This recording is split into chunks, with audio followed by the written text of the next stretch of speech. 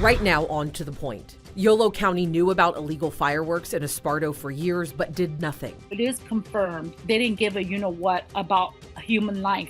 Details on the new grand jury report. It's official. California will now celebrate Farm Workers Day on March 31st. This is not erasure.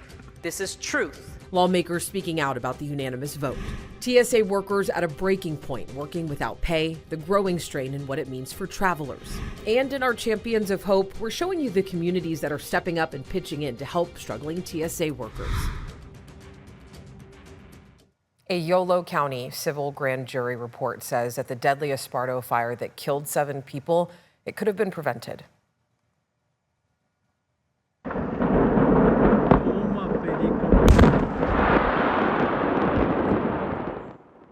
That is the explosion right there. You might remember it. It happened on July 1st back in 2025.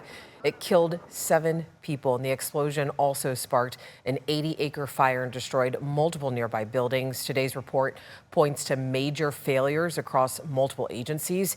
ABC 10's Jeannie Nguyen is here to break down the report and responses from the agencies involved.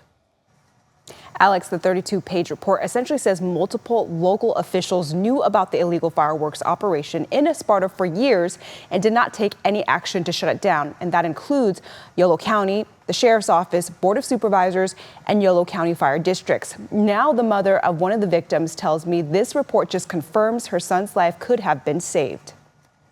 They didn't just kill my son, they killed me. On July 1st, 2025, a massive explosion in Esparto killed 7 people and sparked an 80-acre fire that destroyed multiple nearby buildings. Joel Melendez Jr. was one of the 7, and his mother says life is no longer the same without her son. It's been just a nightmare. Not only a nightmare for the way it happened and everything, but because why it happened. The explosion happened at a site where Black Star Fireworks and Devastating Pyrotechnics obtained federal and state permits but did not have local use permits or business licenses, the report notes. An ordinance prohibited fireworks businesses anywhere in the county. Craig Curtright is the owner of Black Star Fireworks and a volunteer firefighter with the Esparto Fire Protection District. Sam Machado is the owner of the property and a Yolo County Sheriff's Lieutenant. Kenneth Chi is the owner of Devastating Fireworks. The civil grand jury report found that various top Yolo County officials were aware of illegal fireworks operations at the site for at least 3 years prior to the explosion. On top of that, no code enforcement happened, even though all dangerous fireworks had been banned in the county since 2001. In the findings, the grand jury says if the county enforced its ordinances, it could have prevented death and destruction, and that the county lacked a tracking system on code enforcement cases. It adds the Yolo County fire districts don't have the resources to provide sufficient training for district chiefs and firefighters. The grand jury also says the Yolo County Board of Supervisors encouraged a lax attitude towards new businesses in unincorporated areas and did not provide resources for building and safety code enforcement or enforcement of the fireworks ordinances at the property. The findings also show Sheriff's Lieutenant Sam Machado failed to get approval from the sheriff for his financial interests in the fireworks business on his own property. This report has made it difficult for Lupe to trust anyone. I guess we cannot trust the officials that we pay for with our tax money to protect us. Because you know why? Because they're greedy and they're looking other places to put in their pockets, fill their pockets up. Because that's what they did with my son's blood. CAL FIRE says it handed over its completed investigation to the Yolo County DA and launched a statewide task force to strengthen the state's fireworks regulation and enforcement. Yolo County did provide ABC 10 with a press release that says there are multiple investigations underway by CAL FIRE and the Yolo County DA that will evaluate more information than what was available to the civil grand jury. The county adds that the Board of Supervisors respectfully disagrees with the report, stating that it does not take code enforcement seriously, and it consistently supports and funds the code enforcement program. And since the explosion, Lupe tells me she hasn't heard any official updates from any of the agencies involved. And when she does get updates, it's because we are reaching out to her, Alex. All right, Janie, thank you for that update. New tonight, President Trump is considering invoking a national emergency to pay TSA workers. This comes as senators are reviewing a last and final offer to end the funding impasse that's jammed up airports. TSA officers have worked without pay for more than 40 days, and this is happening as the spring break travel rush begins. The lines were out the door in front of Houston's George Bush International Airport in Texas. The airport reported a 2-hour wait on Wednesday, and that is down from a more than 4-hour wait earlier in the week. Airport officials say it cannot continue like this. President Trump today blaming Democrats for the shutdown, and he's warned that he might send the National Guard into airports. They need to end the shutdown immediately, or we'll have to take some very drastic measures. In Washington, Republicans are offering to fund all areas of the Department of Homeland Security except for immigration enforcement. But Democrats saying that the offer does not address reforms to immigration enforcement, including barring ICE agents from wearing masks and requiring warrants signed by judges before they can enter private homes. Meanwhile, some airlines, including Delta and United, are offering waivers to travelers, allowing them to rebook flights without a change fee. And TSA workers rallied today right here at Sacramento International Airport. They gathered outside the baggage area for a We Work, We Deserve Our Pay rally. We can't rely on our legislators. We can't rely on our leaders. Our rent is due on the 1st, and our landlords don't care. We can't buy groceries. We can't pay for childcare. Our TSOs are being told that even if they have a hardship, they're required to show up to work. TSA workers say that they are hoping for a solution before Congress leaves for their recess, which is at the end of this week. California leaders this afternoon have renamed Cesar Chavez Day as Farm Workers Day here in the state, following bipartisan support in both houses of the legislature, and the governor signed it into law. ABC 10 State Matters political reporter Jenny Huss spoke with state leaders and brings us the details tonight. Ayes 37, no 0 to the bill, and it passes. That we're moving from recognizing an individual to recognizing a movement, that is about millions of individuals. Thursday morning, the California State Senate voted unanimously to rename Cesar Chavez Day as Farm Workers Day in the state. And this was very long overdue. Every field in California, there is a family story like mine. This is not erasure. This is truth. And as difficult or conflicting as this moment is for so many of us, we must acknowledge the victims' pain and trauma. That by renaming this day, we are supporting the values of the movement of dignity and justice. This following the state assembly's unanimous vote on Monday. Measure passes. I grew up in the dirt of the Central Valley. I come from a family of farmers and farm workers. There's a real feeling of betrayal. Those of us who did not know him, but who looked up to a figure who meant a lot for a lot of us in our community. Signed just hours after by Governor Newsom, the bill will take effect immediately. He said this Monday when asked about his plans to sign the bill. It's the right thing to do, but in the spirit that initiated it, I'm looking forward to advancing it. All this comes after the late civil rights icon and labor leader Cesar Chavez was accused of sexual abuse spanning decades, including allegations that some of the women were minors when the abuse occurred. Fellow civil rights icon and co-founder of the United Farm Workers Union, Dolores Huerta, also alleges she was raped and sexually assaulted by Chavez. In a statement on the renaming efforts, a spokesperson for Huerta says Huerta believes buildings, streets, schools, and holidays should not be named after her, but rather martyrs, organizers, and farm workers of the movement. Farm workers came from everywhere. Filipino, Mexican, Japanese, Black, Portuguese, different journeys, but the same hands in the soil. How we've had to reconcile our distaste for diversity with our desire for economic power and prosperity. A recognition the farm workers movement is about diversity, and more work remains to be done to celebrate them beyond each 31st of March, like modifying school curriculum. To be able to know what the timeline will be, what it will be, and make permanent decisions moving forward. Jenny Hutt, News 8. All right, coming up a little bit later, as the war in Iran drives up prices at the pump, diesel has hit a record high, putting serious pressure on farmers and truckers. And President Trump urges Iran to accept a ceasefire, but Iran denies talks as violence escalates. And you know, tomorrow's the first River Cats game of the season. It's at home and temperatures really could not be better for the game. We're back in the 80s tomorrow afternoon, though. I've got to look at that forecast after the break.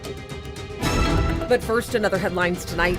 Ousted Venezuelan President Nicolas Maduro was back in federal court in New York today. He's looking to get his drug trafficking indictment dismissed. Maduro and his wife were captured by U.S. forces in Venezuela in January. They have pleaded not guilty to various charges, including corruption, drug trafficking, and money laundering. The two have been held at the Metropolitan Detention Center in Brooklyn. Health officials are closely watching a new COVID variant after a rise in cases. According to the CDC, the variant known as cicada has been detected in at least 23 countries. While it doesn't account for a significant amount of cases in the U.S., it has been found in wastewater in more than 24 states. And Netflix is raising prices again for all of its streaming platforms.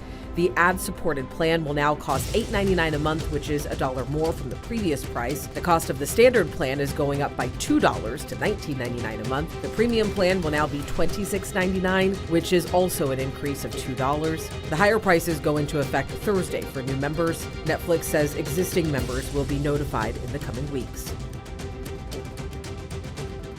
That cooler weather making its way back in. Let's get things over to meteorologist Brendan Minchef. We were finally not in the 80s, which was great.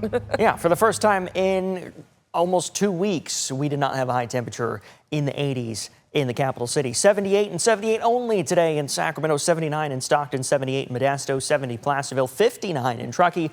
Look, temperatures in the valley, even though coolest day in 2 weeks, we're still 10 degrees above where we should be for this time of year. So let's not get too excited, especially since we're going to go back into the 80s tomorrow. However, this stretch of 80-degree heat that lasted 11 days set a new record.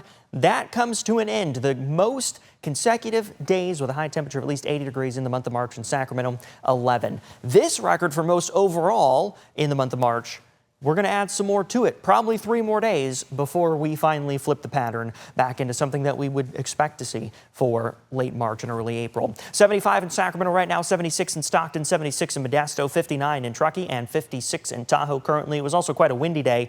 We still have quite a bit of wind, especially north of Sacramento through the Sacramento Valley. Sustained winds 15 to 20 miles an hour, gusting about 25 right now in Sacramento. Starting off Friday morning in the upper 40s and low 50s with some clouds overhead. Tomorrow afternoon, like I said a minute ago, we are back in the 80s, 81 in Sacramento, 81 in Stockton, 81 Modesto, 83 Vacaville and Fairfield, 76 in Placerville, 70 in Truckee, and 68 in Tahoe. We're going to stay in the 80s as we go through the weekend. In fact, Sunday, we are back in those middle 80s, close to 85 on Sunday. But this high pressure finally moving out. So once we get into next week, we're going to have a couple of systems coming through right as we end March and begin April. Now, models are still kind of all over the place, and this is pretty common with these late season storms. So there's high confidence in the fact that we're going to have some cooler temperatures and a chance for some rain. Lower confidence with pretty much the rest of the forecast. How much rain, if we see snow, how much snow, and the scale of the storm too. Is this going to be a big storm or a smaller storm? Are we going to get decent rain where you need the jacket and the umbrella? Or is it just kind of a nuisance storm where you get some raindrops on the windshield kind of deal? We'll wait and see. In the meantime, there is a weather impact alert, mainly because it is spring break. A lot of people have plans. Completely different weather patterns setting up next week. Alex. All right, Brendan, thank you. And don't forget, our ABC 10 weather team is always here for you. You can get the 24/7 latest conditions anytime with our live 24/7 radar on our free app. Just scan that QR code on your screen right there. There's easy instructions to download the app, and you can watch ABC 10 whenever you want. All right, right after the break, the conflict in the Middle East is driving the high gas prices, but the cost is even higher for diesel fuel. Coming up, how those costs are putting pressure on farmers and truckers.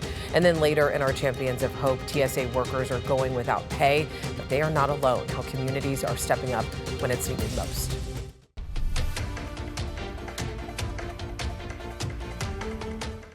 Now to the war with Iran. President Trump today held his first cabinet meeting since the war began, insisting Iran wants to make a deal to bring an end to the war. ABC's Olivia Rubin has the details.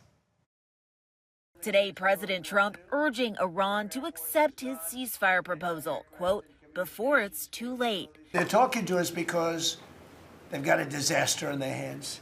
They're defeated. They can't make a comeback. But Iranian state media reporting Iran rejected Trump's 15-point peace plan and publicly denies talks are even underway. Who wouldn't negotiate? They are begging to make a deal.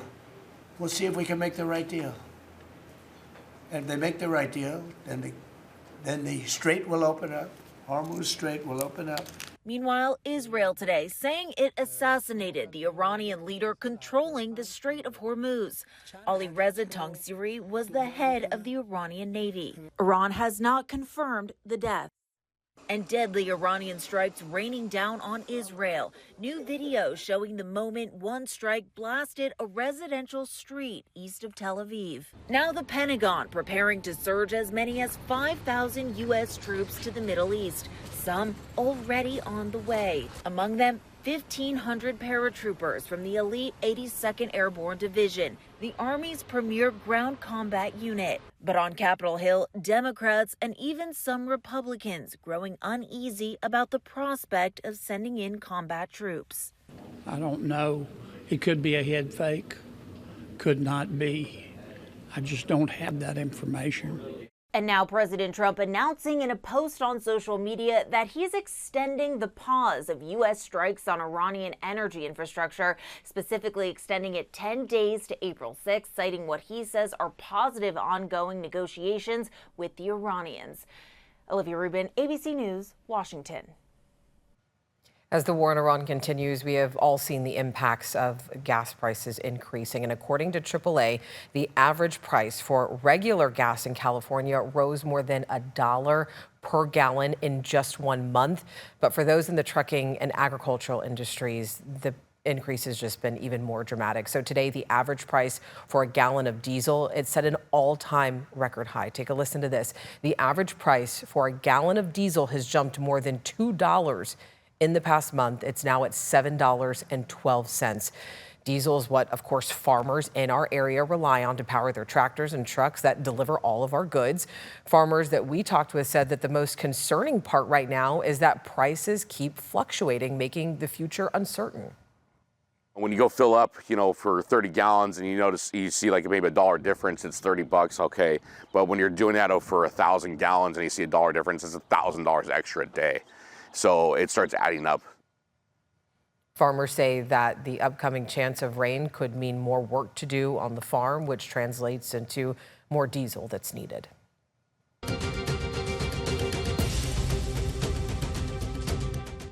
U.S. stocks had their worst day since the war with Iran started, the Dow dropping 1% and the Nasdaq sank 2.4%.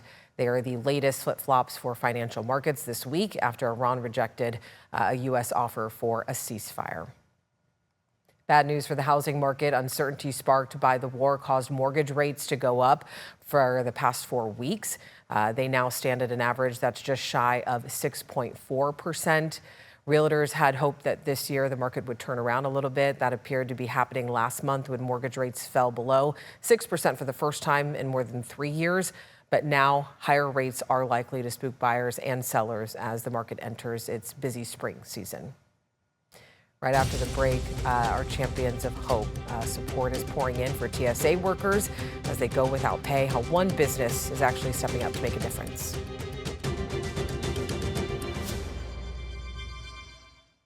Tonight in our Champions of Hope, support for TSA workers is growing right here in Sacramento and across the country, really. With agents working without pay during this partial government shutdown, the community is stepping up in a very big way. At Sacramento International Airport, we know that neighbors, travelers, and even businesses at the airport are pitching in, dropping off gift cards and food to help TSA workers get through this difficult time.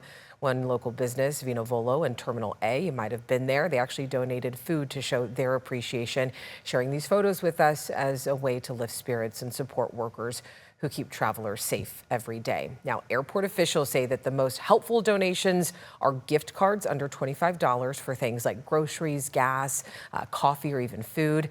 But I do want to note that cash and prepaid cards are not accepted. So if you do want to contribute, you happen to be going to the airport, when you go, just ask for a TSA supervisor at security, and they'll make sure that your donation gets to the right people. And look, this support is not just happening here at airports across the country. Donations are pouring in. In New York, one airport raised $16,000 in gift cards in just 1 week. I mean, It's just a simple gesture that is making a real difference for a lot of people. And it's also a reminder that even in tough times, Sacramento and local communities continue to show up for the people who mean the most. So thank you to everyone who's working. As always, thank you for always watching and for always inviting us into your home. If you have something that you think we should be looking into, you can always email us at tothepoint@abc10.com. And don't forget, if you do want to catch up on any stories or shows that you missed, you can always download our free streaming app. Have a great night. I'll see you tomorrow.